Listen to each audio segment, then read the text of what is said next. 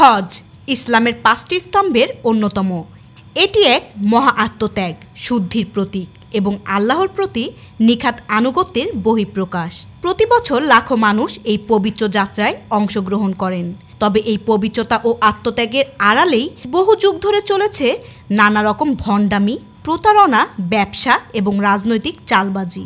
এই প্রতিবেদনটিতে আমরা জানব কিভাবে সময়ে সময়ে হজকে ব্যবহার করা হয়েছে অর্থ উপার্জনের মাধ্যম, প্রতারণার কৌশল এবং ক্ষমতার রাজনীতির হাতিয়ার হিসেবে।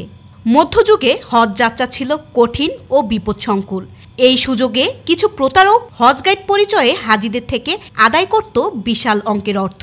কখনো তাদের মরুভূমির মাঝখানে ফেলে রেখে যেত, কখনো তাদের কাছে থাকা মালামাল লুট করত। এই ঘটনাগুলো এতটাই ব্যাপক ছিল যে অনেক খলিফা ও সুলতান হজ কাফেলাকে পাহারা দেওয়ার জন্য নিয়োগ দিতেন রক্ষী বাহিনী। তবুও প্রতারণা থামেনি, শুধু রূপ বদলেছে।